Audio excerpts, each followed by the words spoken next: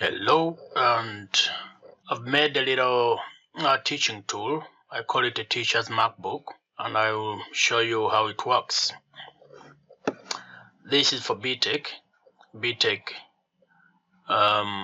computing or ICT. Now you see this module has this is unit 3, but it has more than it has about 18 units. So schools actually pick out which units the students are going to be doing for which term or which year. It's normally for year 12s and year 13. That's for UK anyway. Anyway, so when the students do, for example, this pass criteria, and this pass criteria, it has what is expected from the students. Explain the different ways in which a business can use social media. Now they need to explain it pretty well. You can actually mark them whether it's a repeat. They need to, correct it and do a few things to it. Add some more content to make the work better. Or if it's been submitted but you just haven't marked it yet, you can put S for it. Just remind the teacher that this work needs to be submitted and the teacher has received it. And if they've passed it, you mark yes, and then the progress will show the percentage at which the students are doing the work. So if it so happens that they've actually done all the pass criteria, as you see, the percentage goes up all the time.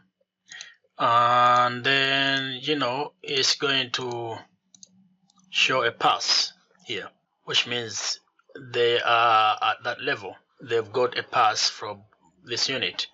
But if they manage to do all the merits as well, like that, then that means they're on a merit.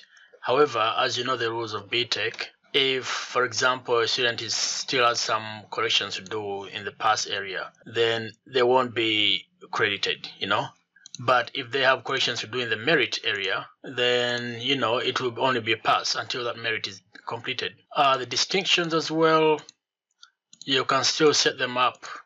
If they have distinctions to complete, they still can't. You can't get a distinction unless all the passes and merits have been completed, done well. Okay, and now then you have a distinction. But if you have, let's say, one distinction is out, then you're on a merit because you've done all the passes and all the merits, but you still have a distinction to complete. So that's how it works on all the students. And then it shows the percentage. If they've done everything right, then it's 100%. So when you minimize this, at least as a teacher, you can quickly see which students are, have completed and which ones are yet to do all the work. As for the BTech, same rule applies in all the other units. Now, going to this, which is what I really wanted to illustrate, is this here. This is my main Markbook. A teacher can use this to monitor students' progress. It looks a little bit complicated, but bear with me. I'll explain it. Let me first of all minimize it and make it so easy to understand. Right. Starting with these little trophies here and the stars. These are bronze, silver, and gold. And you can put them on a student's name somewhere there, just to let them, give them a little thumbs up to let them know that they're doing well. Okay. As you can see here, this is classwork, homework, and end of topic tests.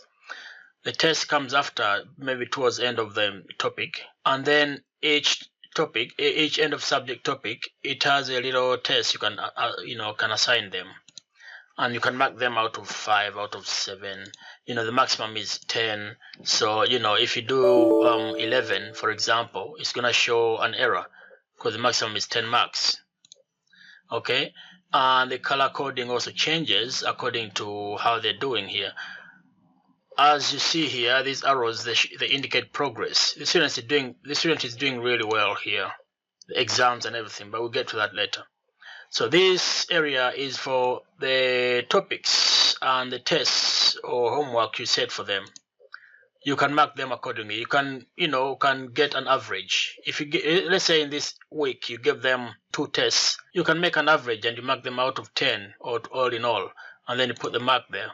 And then in your comments here, you can right click and edit this comment, okay, and add in whatever you want to add in into that comment, okay.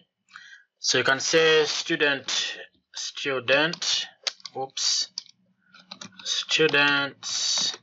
did 2 tests, or you can say students did homework and class, and just remind you of what happened during that week, okay, in your comment. And that helps you really to keep track of the student's progress. And if they ask you about a student, this Markbook is really good for you. You can just pull it out and talk about the topics, how the students are doing in the topics. And what you see here, every break you see here, that's half term. All the breaks you see here. Some topics are marked out of 15. So that's how it goes. It's color coded. And using these colors, you can see which students are doing really well and which topics are the most difficult for the students. For example, if all the students are in red or all students are in green, you'll know that, okay, this topic is well understood. I need to teach a bit more on this topic. It helps you as a teacher to conduct your lessons more effectively. So that's for the classwork and end of topic tests. Now moving on to attitude to learning. This progress tracker will show you how the students are progressing. You don't have to edit this area, the white area. It's a function, okay, and what it does is to find the sum of all the points they've been scoring, and then find the percentage. Have they done it out of 100, or is it 90% of it? So if you add all of these, they make 100. You see, 15 is 30, another 15 and 15 is 30, 60 plus 20 and 20, which is 100. Okay, right, so let's close that. Now moving on to attitude to learning. Attitude to learning involves how the student conducts him or herself in class. Okay, some students are very inquisitive. They ask so many questions just to understand even more, but during that process, it helps the other students who didn't manage to ask the same question to actually understand, or didn't have the idea of asking such questions. It helps them to clarify on what you're teaching and what they need to learn. So having an inquisitive student is really important in a class. So you give them a point for being inquisitive. Every time they ask you an important question, they earn a mark. Okay, they earn more and more points. The maximum is 20, so you have to be really hard with your points. You don't just be so generous, because then it will lose its value. Collaborative. The students have to work together. If you set a task for them in a team and you want them to do a specific activity, you need to look out for students who are the most collaborative, who are involved into it, who put much effort into it. And when you do that, you need to inform them as you go along. You need to go around through the students, telling them, oh, look, Jen, you're doing really well. I'm happy with the way you are participating in the group activity. Okay, and then you've earned yourself a point, or 1 point, or 2 points. Okay, you have to keep giving them all those praises during the class activities.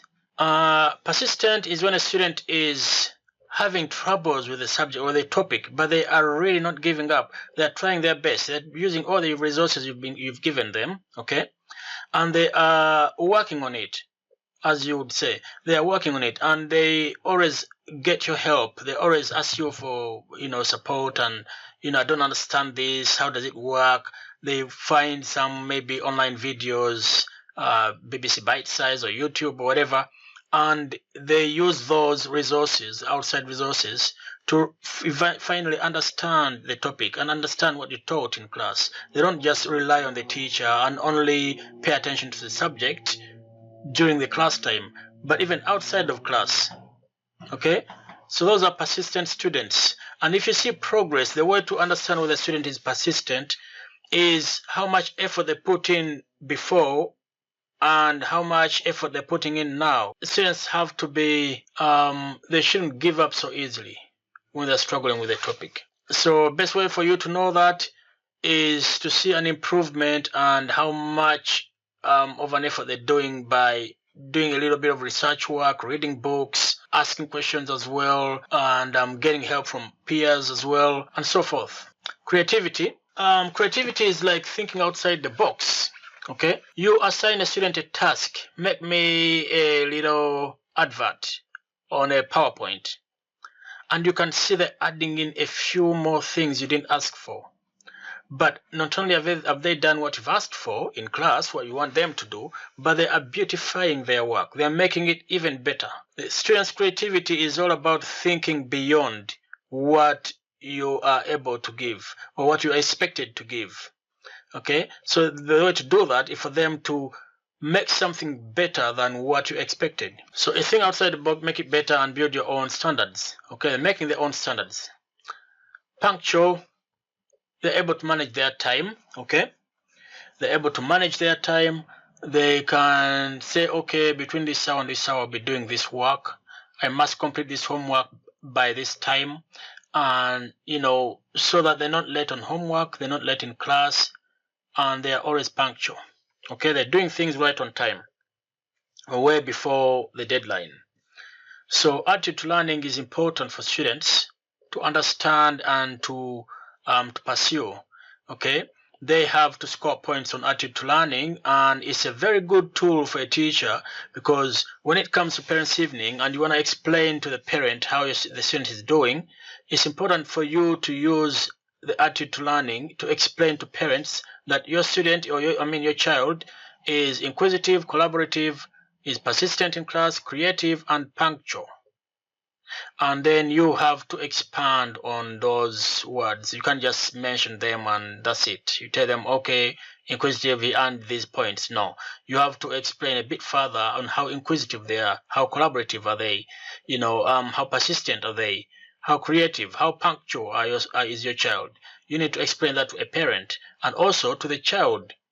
They need to understand how they're doing in class, because a lot of the time they just do things and they're not aware of it. Okay, so explain to the child that you are doing this so and so, this and this really well, but you need to improve on your creativity, you need to improve on your collaborativeness. Okay, you need to collaborate a bit more with other students. Okay, so that's attitude to learning. Now all these marks will add up as you go along. Okay, and as you can see a little gold star here, it indicates that the student is a high achieving student. Now leaving attitude to learning alone, class behavior. As you can see here, classroom behavior, you should always add some comments, okay, of what happened in class. Now the student starts with 10 points. If they are, let's say, talkative in class, very disruptive, they lose a point. It goes on from term to term, okay? So you can see their records as the terms progress. And towards the end of the year, you can see which students have been misbehaving, and that could help you as a teacher to explain why the student is underperforming. You look at their behavior. Have they come in late? Yes. They get a point off. And I know some schools have ways of dealing with behavior, but remember, it's not like you're gonna go to Sims or the school's database and keep typing in all these things. You don't really have much time for that. You need a Markbook because it will help you update the school system later on. But you need something that is so quick to use. You don't have to log into it. Okay. So that's the behavior, class behavior. Now, then the behavior rating also shows, are they doing well? Are they actually... Now, let me show you an example. If this student is on, let's say, 4, 5, 4, 4, 4, 4, 4, and 4. You see, behavior rating is 54. Okay, they should have a maximum of 60. So they haven't been doing well. So if the terms proceed and they still behave like this, okay, let's say 4 again, and 4, and 4, and 4. Now, as you can see here, you see this arrow? It's going down to blue, which means it's a warning sign. Okay, if this student carries on with that behavior, then they're probably reaching that point of getting excluded. So you need to act as a teacher, step in as a teacher, and stop that from happening. You don't want students getting excluded, your students getting excluded, because they will know which class has the most exclusion over time. And they'll start looking into you as the teacher as the problem, not the students. Why are students from your class getting excluded? Why are they not showing up for lessons? they start asking you as if you are the one instructing them to do so. Now you need a Markbook, because it's gonna warn you earlier than waiting for later on. It's gonna show you the behavior of these students, and you see the patterns. If this student is misbehaved every Wednesday, they misbehave every Wednesday, then maybe there's a problem at home, or something happens on Tuesdays, or a day after on Thursday. Maybe something's gonna happen. It could be any reason. Or maybe they have a bad lesson on Wednesdays just before your lesson. So they come into your class with this bad mood. So you need to look into their, the timetable and see what is going on with this chap, So the Markbook will help you to monitor kids' behavior, all right? Because of these color codings, and I should change to a yellow zone as well and the red zone. I'll update that later. So that's what the class behavior is. So then classwork is a sum of all the work you've been setting for them. And then it shows you what they've achieved. As it's also a progress track. It helps you track the progress, because it shows you what they have achieved as the terms go on. Okay, this is summary basically, so you don't really have to edit this summary. If you don't have time to go into the detail, you can just look at the summary and see how the students are doing. Now, of course, these are just samples, they're not the real thing. Then code of conduct, that involves behavior and attitude to learning and so forth. And then you have the exams. What did they get from the exams? So I hope you've enjoyed my Markbook. That basically is what happens in classes. You can add in your own stuff the way you want it to be. Okay, but this is how I see it, and that's my Markbook. It's one I recommend. You can make yours even better. So that's group A, year 7, for example. There's group B, group 1 and group 2. And you can add more and more groups down here. And as you scroll down to the groups, all these titles stay up. So that's my Markbook. I hope you've enjoyed it. Thank you.